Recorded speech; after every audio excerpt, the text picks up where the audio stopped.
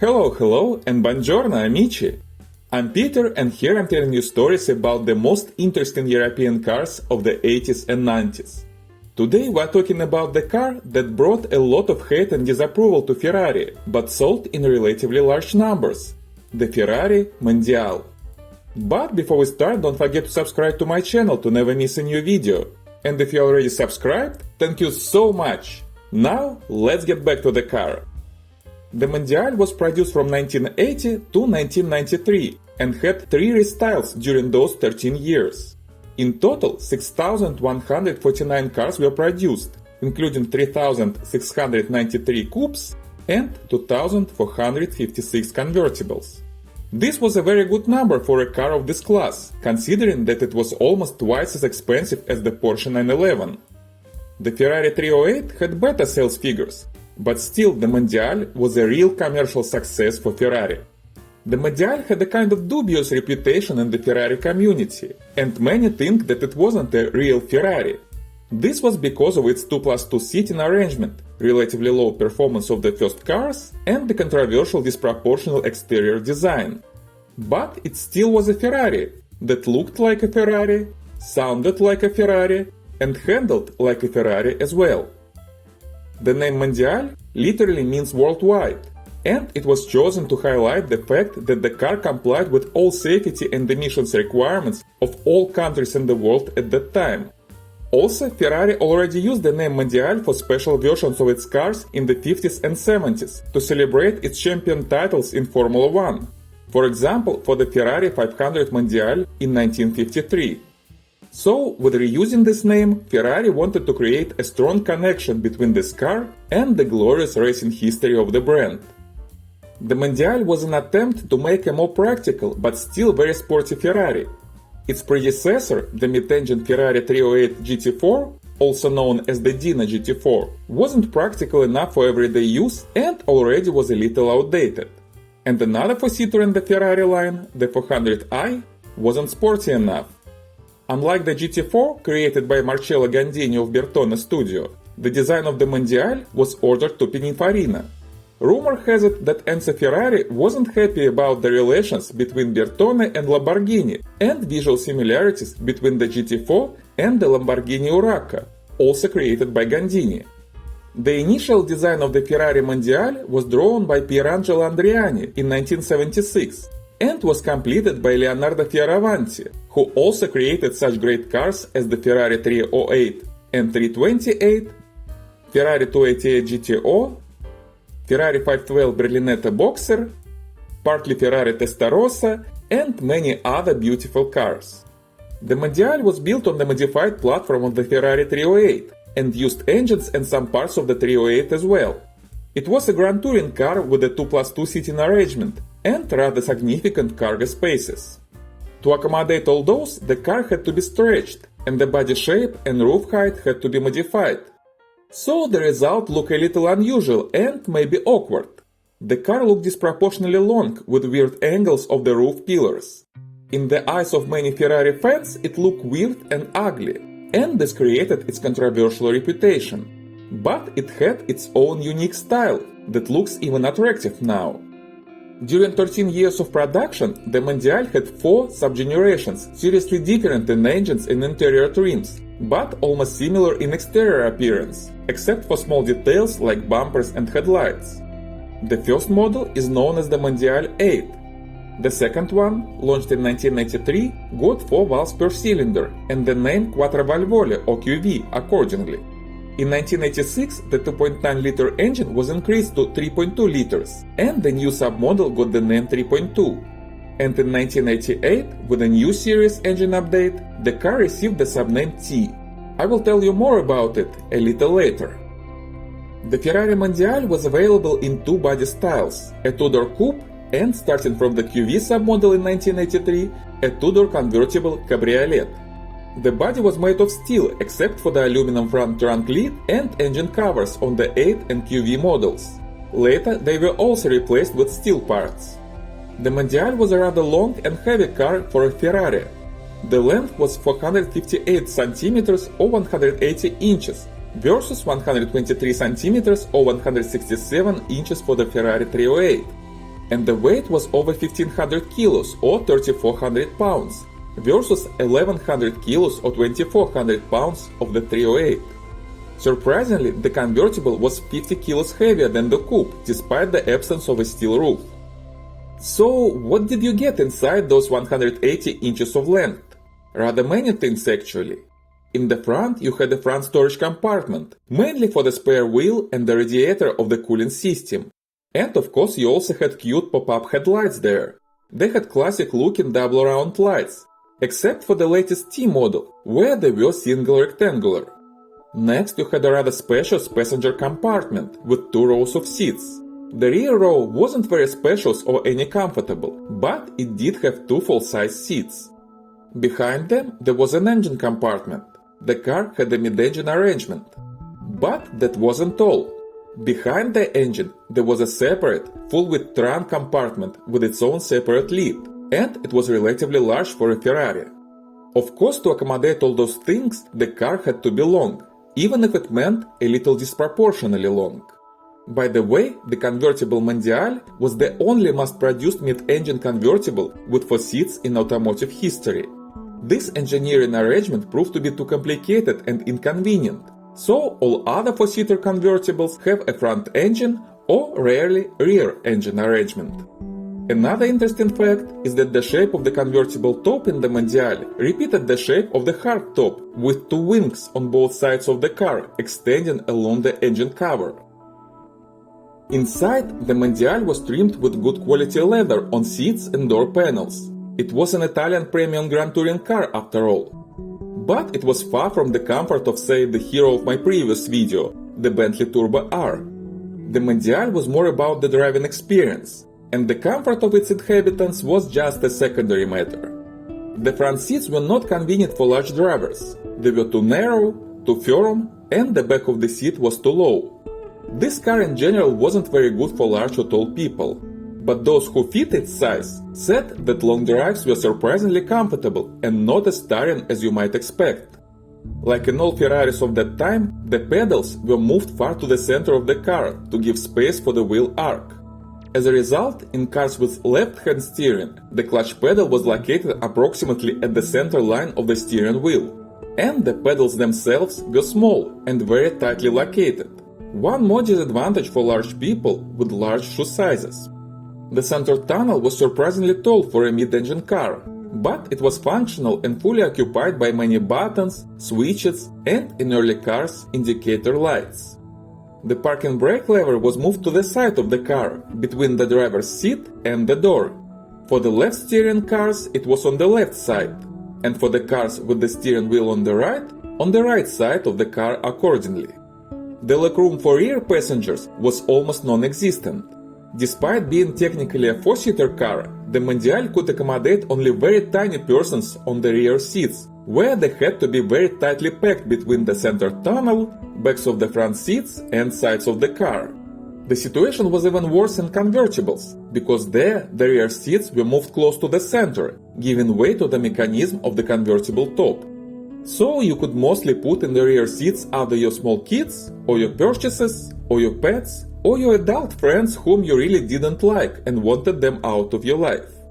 The Mondial was relatively well equipped with power windows, air conditioning, and a trip computer as standard options.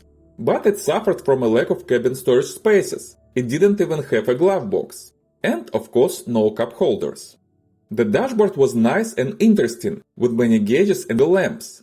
It was seriously updated for the 3.2 and T submodels, together with the engines. And speaking of the engines, all versions of the Ferrari Mondial had V8 engines derived from the engines of the 308 and GT4. They had a lightweight alloy cylinder block with 90 degrees angle between the cylinders. All cars had quad overhead camshafts, 2 camshafts in each cylinder head. All engines were naturally aspirated with fuel injection. For the first 3 submodels, it was a mechanical pump Bosch K-Jetronic, which was replaced by the electronic module Matronic in the T version. From the start, the Mondial 8 had a transversely installed left-to-right 2.9-liter engine with 2 valves per cylinder, 214 horsepower, a top speed of 220 km or 137 miles per hour, and 0 to 60 miles per hour in 8.2 seconds. The Mondial had a reputation of a slow Ferrari, but those figures were not slow for the beginning of the 80s. They may be slower than 308, but most cars on European roads of that time had 0 to 60 time in well over 10 seconds. The Quattro Valvole version received 4 valves per cylinder and, with the same engine displacement, produced 240 horsepower, a top speed of 233 km or 145 miles per hour, and did 0 to 60 in 6.4 seconds. Already not slow at all, even today. In 1985, the displacement was increased to 3.2 liters, and the engine now produced 270 horses with a top speed of 240 km or 149 miles per hour, and 0 to 60 in 6.3 seconds. And in the last version, the T submodel, Ferrari introduced very significant changes to the same engine. First of all, they increased the displacement to 3.4 liters and started to use the electronic fuel injection and ignition system. Then they turned the engine inside the car, and now it was located longitudinally from the front to the rear. This allowed them to install the engine lower, lowering the center of gravity and improving handling of the car. But the transmission, actually transaxle, stayed in the same place. So Ferrari attached the engine to the transmission from the side, and they formed a shape like a letter T. That's where the submodel name of the Mondial T came from. This arrangement came from Ferrari's Formula 1 cars and was very successful, so it was used in many other racing and road cars of Ferrari. And this updated engine now produced 300 horny ponies with a top speed of 250 km or 155 miles per hour and 0 to 60 in 5.6 seconds. The Mondial T was the fastest and the most performing version of the Mondial, but unfortunately also the most difficult to service and maintain due to those changes in the engine arrangement. Most Mondials were equipped with a 5-speed manual transmission. The gearbox was combined with a limited slip differential into a transaxle arrangement. From the driver's point of view, it had a gated shifter, traditional for Ferrari, and a dog-leg shifting scheme with the first gear to the left and back. All Ferraris of the 80s with V8 engines, including the F40, had a dog-leg shifter, while cars with 12-cylinder engines had a regular H-shaped shifting scheme. The shifting process was a little harder than usual, and you needed to apply some force to put the car in the gear. But it was made intentionally, and the overall shifting process was sharp and very satisfying. The clutch pedal was also a little harder to press than you would desire, particularly in city traffic with many stops, starts and shifting. But the clutch engaged predictably, and it was rather satisfying at more active driving. For the last 2 years of production, starting from 1991, the Mondial also had an optional semi-automatic transmission produced by French company Valeo. It still had a gated shifter, and the driver had to switch gears manually. But the clutch was applied automatically, and the car didn't have the clutch pedal. That semi-automatic transmission was actually a very good and interesting one, but it was more expensive and wasn't very popular, so cars with it are very rare. Now let's talk about the driving experience and handling. The Mondial has a reputation of a fake Ferrari, and there are a lot of skeptical views on it and its driving capabilities. But in reality, it wasn't that bad at all. The car had a very good and well-engineered suspension, with a symmetrical double wishbone levers on all 4 wheels, which provided great handling like in all other Ferraris of that time and ever. The T version had an electronically controlled suspension with 3 levels of stiffness selected by the driver with a button on the dashboard, the first time in Ferrari's history. All cars except for the T version didn't have power steering, but the Mondial T had the assisted steering as standard equipment, also for the first time in a Ferrari car. And the steering itself was good, sharp and precise. Even without power assistance, it wasn't hard to steer and turn around. And cars with power steering still had good feedback on the steering wheel, so the driver knew precisely what's going on. Of course, with over 200 horsepower, you'd like to have good stopping power as well. And the Mondial had very good brakes with ventilated discs all around. The car stopped fast and stable, almost without any nosedive. The ABS was an option from 1987 and standard from 1988, but the Mondial never had airbags or other active safety equipment. But what it did have, awesome sound. Well, it was the same engine as in the 308 and the 328, so why wouldn't it sound awesomely? Despite popular beliefs, the Ferrari Mondial was a very fast car for its time. Well, at least most of them, starting from the QV version. And it was a great handling car as well.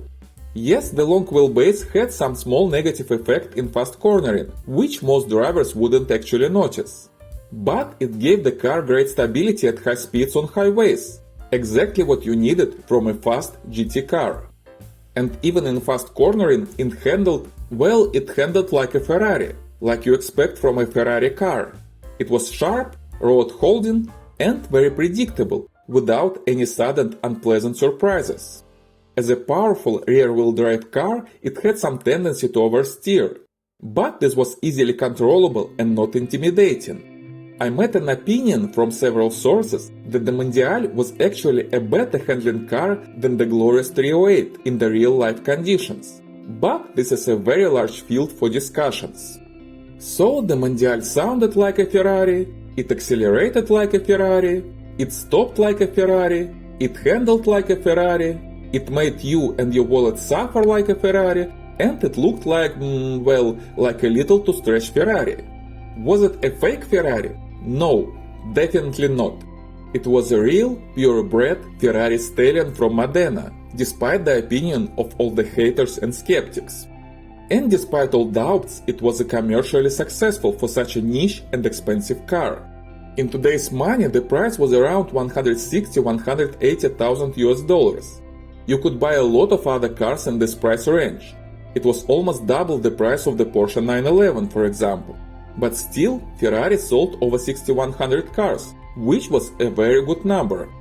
But it looks like the Ferrari itself wasn't sure that the concept of the car was right. The Mondial never had a direct successor, and Ferrari never made another mid-engine car with a 2+2 seating arrangement. All other 2+2 Ferrari cars until this day have engines in the front. In the Ferrari's product line, the Mondial was more or less directly replaced by the Ferrari 456 with a front-mounted V12 engine. But this is a story for another time, someday in the future. All submodels of the Mondial were sold in the United States during the time of their production, and it is estimated that almost a half of all cars produced were sold in the US. Starting from 1991, Ferrari offered only convertibles in the US, but before that there were coupes as well. So if you want to buy a Mondial in the US, your best option is to look for one at a local market. You can also import it from Europe because it's over 25 years old and moreover it was initially made to meet the American specs. But I don't know how it will work now with new tariffs. The Mondial for a long time was one of the most affordable Ferraris you could buy in America, and it was a really great deal. But it started to gain value, so don't expect to buy it for cheap anymore. But they're still somewhat affordable compared to other Ferraris. In the US, you can buy a Mondial in good condition now between $40,000 and $85,000. In Europe, the asking price is from 30,000 to 95,000 euros. That's not cheap, but anyway cheaper than the Ferrari 328, for example, that starts from almost 80,000 euros. So the Mondial is still a good chance to get a classic Ferrari of the 80s with the 80s feeling, but for a much lower price than any other Ferrari of that era. Just make sure that you can afford the maintenance and service. Being a cheap Ferrari, some Mondials were owned by people who couldn't afford to maintain them properly. So some cars may require extensive repair, and Ferrari parts and service may be very expensive, particularly for the later Mondial T submodel. So if money is not a problem, find a nice kept Mondial T and it will make you very happy. But if your budget is tight, but you still dream of owning a Ferrari of the 80s, a Mondial QV or 3.2 would be a really great option for you if you are ready for DIY service. Well, thank you very much for watching. If you own or drove a Ferrari Mondial, please tell me about your personal experience in the comments below. Thank you so much for sharing your stories, I really appreciate it. If you like this video, please give me a thumbs up and subscribe to the channel. New interesting stories are coming soon. And if you want to support this channel even more and help me make new videos, you can buy me a coffee by the link in the description below, or simply don't skip YouTube commercials on my videos. Grazie mille amici, and see you next time!